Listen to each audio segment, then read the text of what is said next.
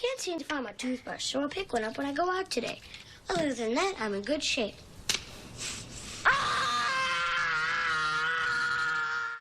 Always hilarious. Welcome back to The Factor Uncensored. A classic scene from a classic holiday movie there, Home Alone. Tonight we're ranking some of our own personal favorites. Joining us to talk about it, CEO of Regal Media, Todd Smith, and filmmaker Sean Welling. Glad to have you all here on Christmas night. Yeah. Welcome to The Factor Uncensored. So what are some of your favorite movies to watch? Let's begin with your number one, Sean.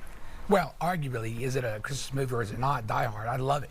That's been a big debate forever. Yeah. Die Hard. No question. And I think it's just so exciting to have that great hero and follow that hero into a Christmas spirit. So, I mean, I wouldn't show my 3-year-old that movie, but that's a great movie. Now, what makes it a Christmas movie? That's always the debate. Well, I would say because the theme is that Christmas moment where you have the family reuniting, and this really is what Christmas is about. It's about the family coming together. Now, it's a little tough get-together, but that's what happens at the end of the movie. Bruce Willis gets back together with his wife. All right, Todd, what's your number one on your list? My number one in a movie that I watch every Christmas is This Christmas. I don't think it was really appreciated when it came out, but I love the family, because that's what you think about. We think about Christmas, just like Thanksgiving, everybody coming together. You might see relatives that you haven't seen in a long time. If you remember Idris Elba's character, Quentin, he was gone from the family, estranged from the family, and they were able to unite and come together despite some family difficulties and relationships that he didn't approve of with his mother and her boyfriend. And so I always love to watch that movie. I love the musical performances. Chris Brown is a very talented guy when he sang Otis Redding. Compared to Donny Hathaway, he's not. No, he ain't on Donny Hathaway's level. He's not. And he sang Otis Redding's song "Try a Little Tenderness." He's not on Otis's level, but the brother he tried his best. All right, your number two, Sean. Muppet Christmas Carol. I love that. And I think that the lead actor, along with the Muppets that we grew up with, it brings it to an adult level that you can watch with your kids. And the story itself is fantastic, but really the acting was actually tremendous.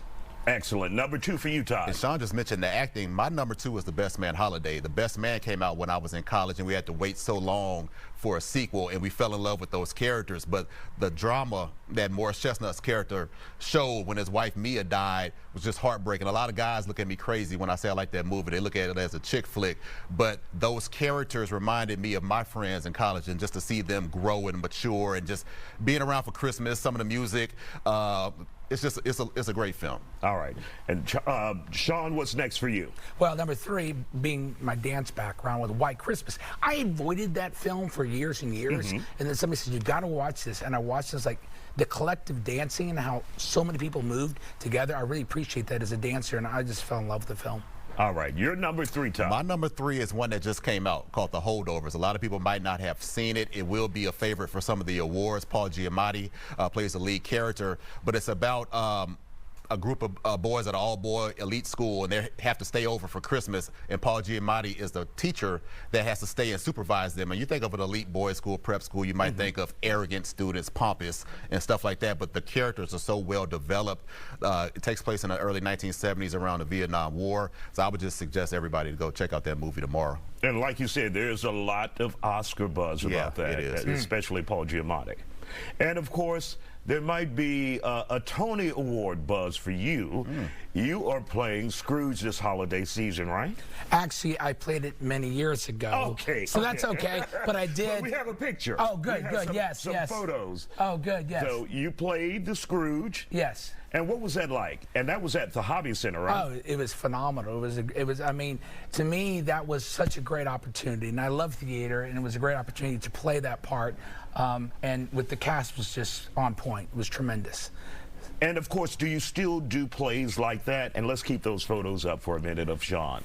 I did theater for about 12 years and produced and also starred in many of them, but now it's movie. I love movie magic, and that's where I am now, and I wouldn't go back and do anything else but movies now. And what can we expect from you in 2024? We have Mission from Outer Space starring Lee Majors and late Tom Sizemore, cast of over 100 people, and I think it's a very heartwarming film and a high-energy action film, so look forward to that one. Absolutely. Sean and Todd, thank you for joining us with your favorite Christmas movies, guys.